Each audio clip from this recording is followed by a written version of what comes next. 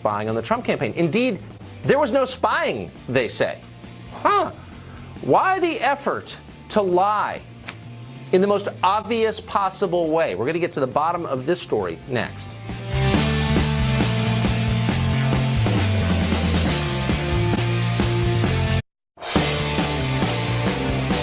As a factual matter, there's not much question that the Obama administration spied on the Donald Trump for president campaign. A government informant on the government payroll approached at least 3 members of the Trump campaign, secretly gathered information from them, and secretly passed it back to government handlers in the Obama administration. Now, you can claim all of that was justified. You can't claim it wasn't spying, because it was spying. Yet Democrats are continuing to insult your intelligence by pretending that it wasn't somehow. Here was Congressman Eric Swalwell on this program just last night. Tell me why spying on the Trump campaign was not spying. Just speak slowly so I can understand. It was not spying what they were doing. So what was it? They were conducting a criminal investigation. But it's not just Democrats who are lying about this. Obedient servants of the national security state from both parties are participating in this cover-up. The media, mindless and lemming-like as always, is of course dutifully backing them up. Here's a brief selection. I am even more convinced that the FBI did exactly what my fellow citizens would want them to do when they got the information they got, and that it has nothing to do with Donald Trump. There's no evidence that there was a spy put into the Trump campaign. All the other people who've seen the intelligence in your own party are saying there's just no there. I'm wondering what it will take for you, Congressman Zeldin, to say he's full of it. So let's try this again. In the service of clear language, Richard Painter is a professor at the University of Minnesota. He worked as an ethics lawyer in the Bush administration. He's now seeking the Democratic nomination for Senate in the state of Minnesota. Richard Painter joins us tonight. Richard, thanks a lot for coming on. Thank you. So we know that an FBI and CIA informant on the government payroll, making quite a bit of money from the government, made contact with at least 3 members of the Trump campaign during the campaign, gathered information from them surreptitiously, and passed it back to the Obama administration. Now, you can argue that was justified, and I'm open-minded, but that's spying. Tell me why it's not spying. The Speaker of the House of Representatives has already talked about this, Paul Ryan, Representative Gowdy, Richard Burr over in the United States Senate Intelligence Committee. And there is a consensus among Republicans and Democrats because they have seen the relevant information, including a lot of them have seen the classified information, which I have not seen, and neither has Fox News seen the classified information. And I don't know if this is the news channel or the fiction channel, but we need to focus on the facts here. Okay, and the people who've seen the facts, down, including the Republican leaders. Wait, hold on. Slow down. If you would, please stop with the invective. And explain to me, again slowly, why, given the fact set that I just presented to you, and I think we can agree that that's true, that that's not spying. No, I don't think we can. Under what circumstances would that not be spying? Well, the Speaker of the United States House of Representatives has looked at the facts, and Richard Burr over in the Senate in the Intelligence Committee has looked at the facts, including the classified information, which I have not seen. And Fox so News what do you has think? Not Hold on. Okay, you've already said that. You've already said that. Hold on. I understand it. You're repeating yourself, and you've just confirmed that whatever Republican leaders say you believe. So it's a little odd you're running as a Democrat. Another conversation. But suggest to me what they might know. Hold on. Suggest to me what they might know. Just speculate, if you would. Just go crazy as a former law professor. What they might have seen that would lead them to believe the facts that I just laid out, that are not contested, do not amount to spying. Not whether justified or not, but why is that not spying? Any Republican who saw a shred of evidence that the Obama administration was spying on the Trump campaign would clearly have said it was spying, and yet the Speaker of the United States House of Representatives. That's really your explanation, that some politician says it's not spying, therefore it's not. I'm asking you, hold on, I'm asking you as an office, someone running for office, use your brain. Tell me why, given what I just said, I'm going to ask you for the 3rd time, it's really simple. I'm not asking whether it was justified or not, it may have been. But why is that not spying? Secretly gathering information on somebody and passing it back to your handlers in the administration is spying, but you won't concede it is because Trey Gowdy says it's not, but you're a Democrat? I'm totally confused by this conversation.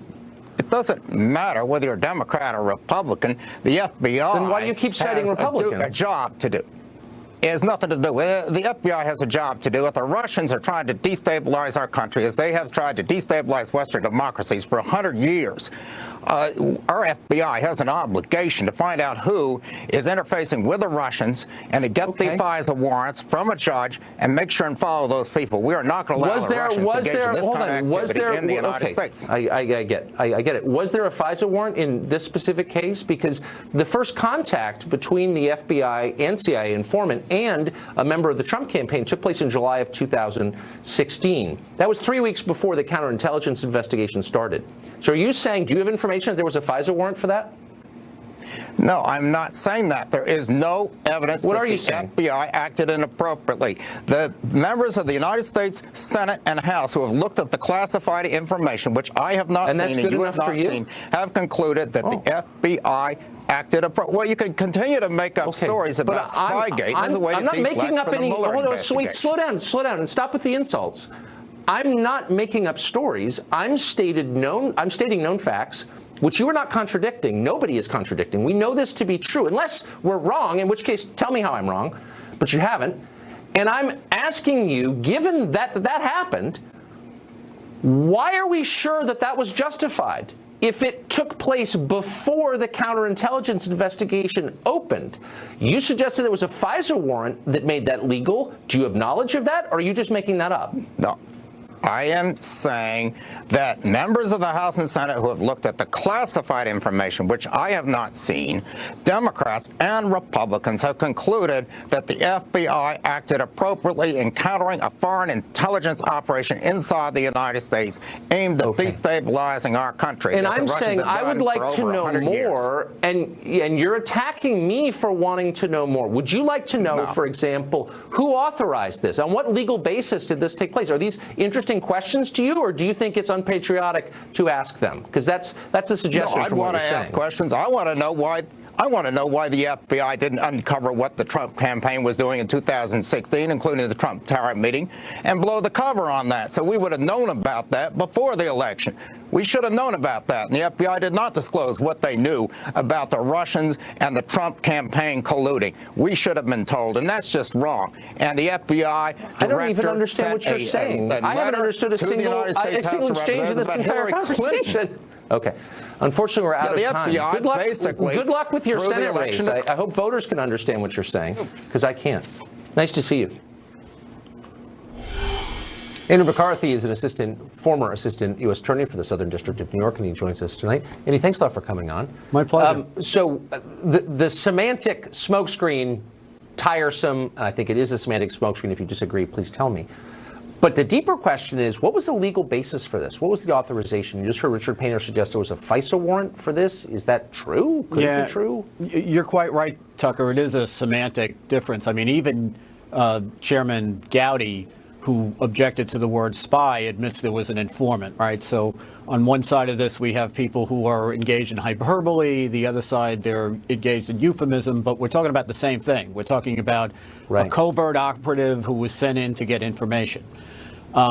You don't have to have a FISA surveillance warrant to use an informant. In fact, it's a pretty low standard.